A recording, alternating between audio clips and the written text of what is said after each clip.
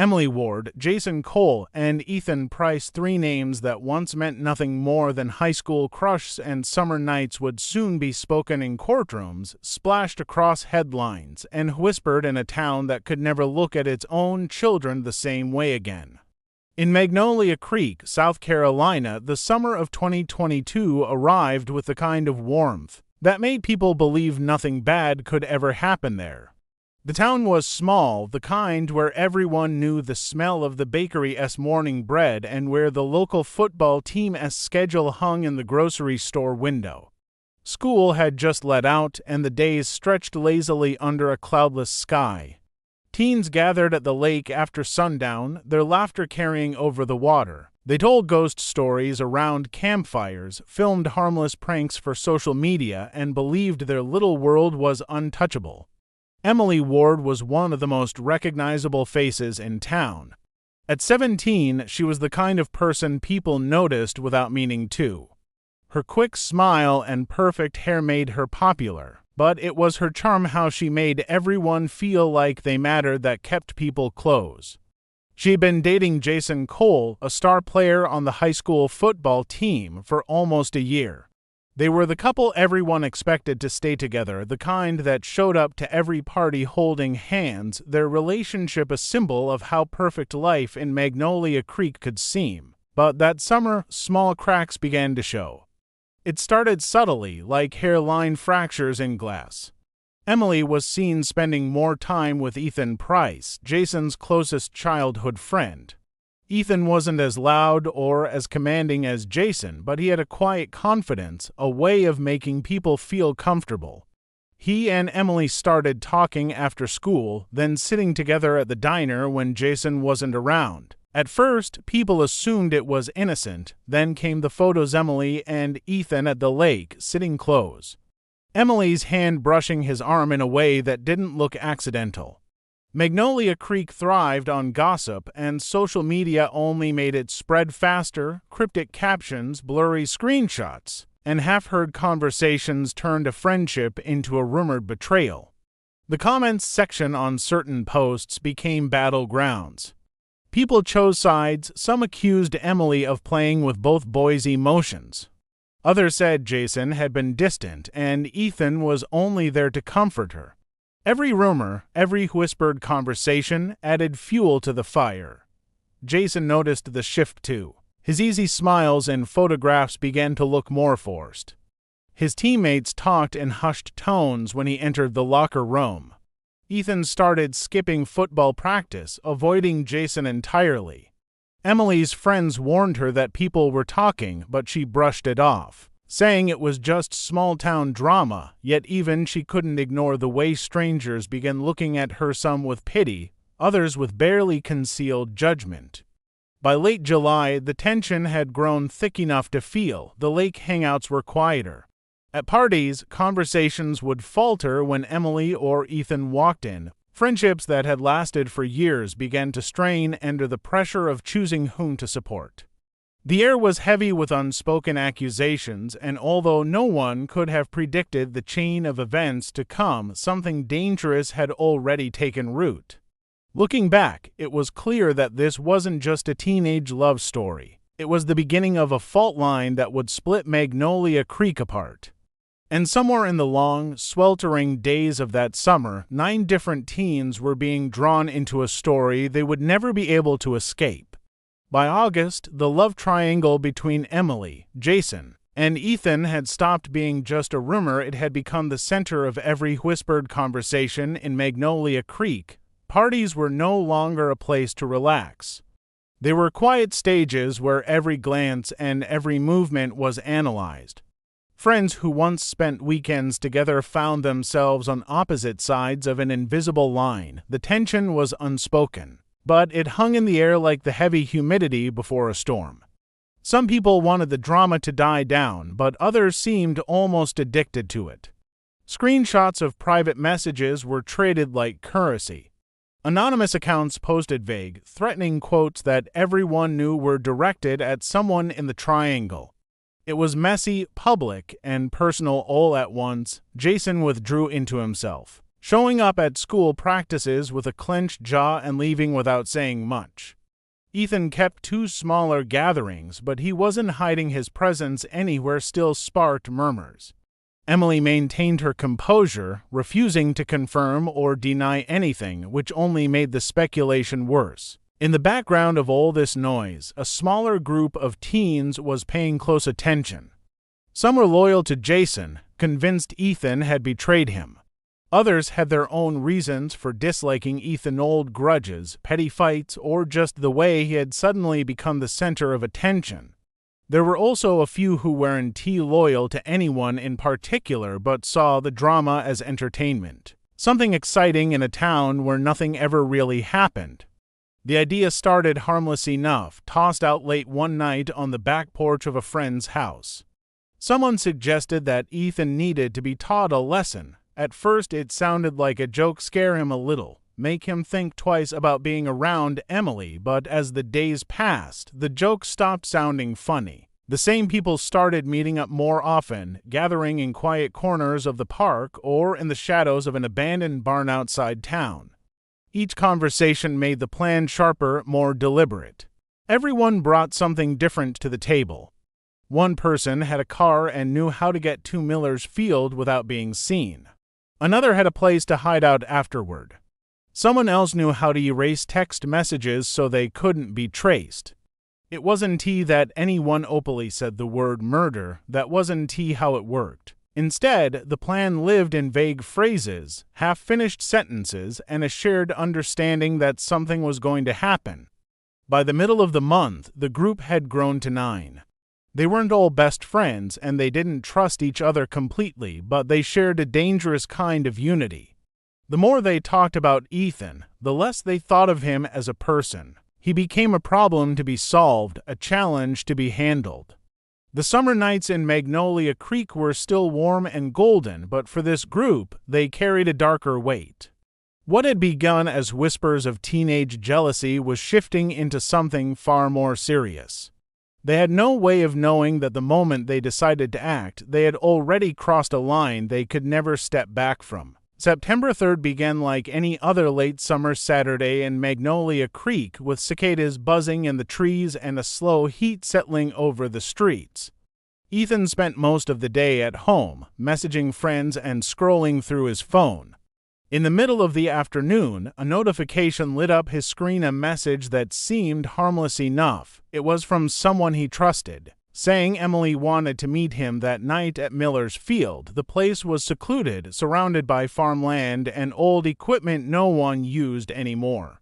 It was the kind of spot teens went to when they wanted privacy. Ethan didn't think twice. As the sun began to sink, 9 others were already in motion. Cars were parked far from the field, hidden behind rows of overgrown bushes and rusted fences.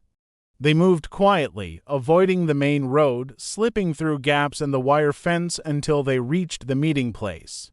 The old barn there leaned slightly to one side, its faded red paint peeling under the weight of years. Around it, thick grass brushed against their ankles, and the smell of dry hay hung in the air. Some stood in the shadows, restless, shifting from foot to foot. Others crouched low, gripping whatever they had brought: flashlights, a length of rope, a baseball bat. There was no single leader, but an unspoken agreement held them together. The plan was to wait until Ethan arrived, then confront him. For some, it was about intimidation. For others, it was about revenge. The sound of gravel crunching under tires broke the stillness. A single car pulled up to the edge of the field, its headlights cutting through the darkness before shutting off. Ethan stepped out, dressed casually, his phone still in his hand. He looked around, expecting to see Emily. Instead, he saw movement, shadows emerging from the barn, figures spreading out in the moonlight. At first, there were only voices, demands for explanations, accusations thrown like stones.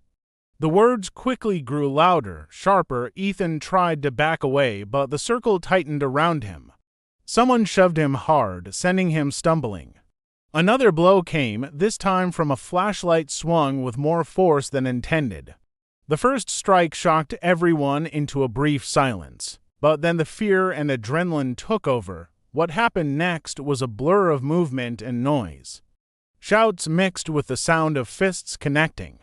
The grass flattened under the weight of the struggle. Someone fell, then scrambled up again. In the chaos, no one noticed exactly when Ethan stopped trying to fight back. By the time they did, his body was still. His phone lay a few feet away, its screen cracked, notifications still lighting up the glass. Breathing heavily, the group stepped back. The reality of what had just happened began to sink in, but no one spoke. One by one, they scattered into the darkness, disappearing in different directions, each convinced the others would keep the night's events a secret. The field grew silent again, the only sound the distant hum of insects. The barn loomed in the moonlight, unchanged, as if it hadn't just witnessed the moment that would tear Magnolia Creek apart. By sunrise, Miller's field was quiet again, the grass heavy with dew, the barn casting a long shadow across the open ground. It was a local farmer who discovered the body. He had come out early to repair a section of fence that kept breaking, his truck rattling along the dirt path. At first, he thought the shape in the grass was just a pile of discarded clothes. But as he drew closer, the truth hit him like a wave. Ethan lay motionless, his shirt torn, his skin pale in the morning light. The cracked phone beside him lit up once more before going dark for good. The police arrived quickly, their cars forming a ring of flashing blue around the scene. Officers moved with quiet efficiency, stringing yellow tape between posts and marking the ground with numbered evidence tags. The news spread through Magnolia Creek in minutes. People emerged from their homes and gathered in small clusters along the roadside, whispering as if speaking too loudly might make the tragedy more real. Detectives began piecing together a timeline. The autopsy would later reveal Ethan had died from blunt force trauma, but even before the medical reports came in, the scene told a violent story. Footprints in the dirt suggested more than one attacker. Nearby, tire tracks curved away from the field, heading toward the back roads that led into town. Security cameras in Magnolia Creek were scarce, but not non-existent. A feed from a gas station caught a blurry image of a familiar car around midnight. Another camera, this one at a storage facility, captured a group of teenagers walking together, their faces partially hidden by hoods. Each clue led to another question, but the investigators sensed early on that this wasn't the work of a stranger. The first real breakthrough came from something far less sophisticated than cameras. Social media posts from the night of the murder began to draw attention. A few teens had shared cryptic messages, dark jokes, vague threats that now looked far more sinister. Others had deleted posts and conversations, but investigators obtained warrants to recover the messages. What emerged was a tangled web of grudges, jealousy, and reckless planning. Names started to surface. One belonged to a boy whose car matched the blurry gas station footage. Another was tied to a message arranging the meeting at Miller's field. The pattern became clear. This wasn't a random act of violence. It was a coordinated effort, involving more people than anyone had first imagined. Interviews began quietly at first, but in a small town, silence is fragile. Friends turned on each other, trying to shift blame or distance themselves from the worst of it. By the end of the second week, the investigators had 9 names. Each belonged to someone between the ages of 15 and 18. Each had played a part, whether by planning, watching, or delivering the blows that ended Ethan's life. The arrests happened in waves. Patrol cars appeared outside homes, their lights reflecting in the windows of quiet suburban streets. Parents stood frozen in their doorways as their children were led away in handcuffs. Magnolia Creek had always believed in protecting its own, but now it faced a truth too dark to ignore. The danger hadn't come from outside. It had grown here, in the heat of a summer that was supposed to be perfect. The trial that followed was unlike anything Magnolia Creek had ever seen.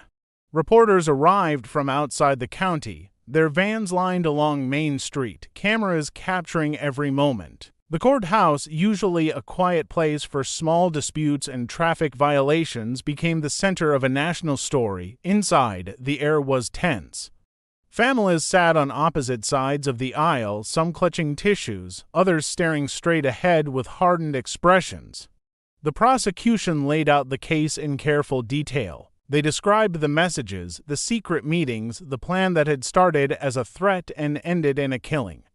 They explained how each of the 19s had played a role, some providing transportation, others delivering blows, and a few simply standing by but never stepping in to stop it.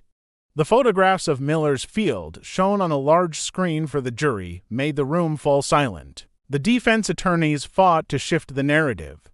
They described their clients as impulsive, inexperienced, and overwhelmed by group pressure.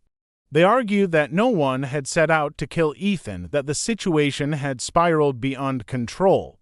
Some claimed their clients hadn't even touched him, but the prosecution countered that inaction was its own form of participation, that standing by while violence unfolded made them no less responsible. Emily Ward's presence in the courtroom was a story in itself. She had not been charged, but her connection to both Ethan and Jason made her the subject of relentless attention. Cameras followed her every move, reporters analyzed her expressions, and strangers online argued over her role in what had happened. She sat quietly each day, her hands folded in her lap, never speaking, never showing more than the faintest flicker of emotion. When the verdicts began to come in, they did so one by one, stretching over the course of an afternoon. Some were found guilty of second-degree murder. Others were convicted of manslaughter or conspiracy. A few were sentenced to juvenile facilities with the possibility of release before they turned 21. Others faced decades in prison. The weight of the sentences hung heavy in the room, leaving both tears and stony silence in their wake. Outside, the community tried to make sense of what had happened. The lake still shimmered under the sun. The football games still drew crowds on Friday nights, but there was an emptiness beneath the surface. The friendships that had once defined the town were fractured beyond repair. Parents watched their children more closely, uneasy about what secrets might be hidden in their messages and late-night plans. Miller's Field became a place no one wanted to visit. The barn still stood, leaning in the same quiet way, but the grass where Ethan had fallen grew wild and unkempt, as if the land itself had decided to forget. Yet forgetting was impossible. The events of that summer lived on in the minds of everyone who had been there, a story they could never fully tell without reliving the moment Magnolia Creek's innocence slipped away forever.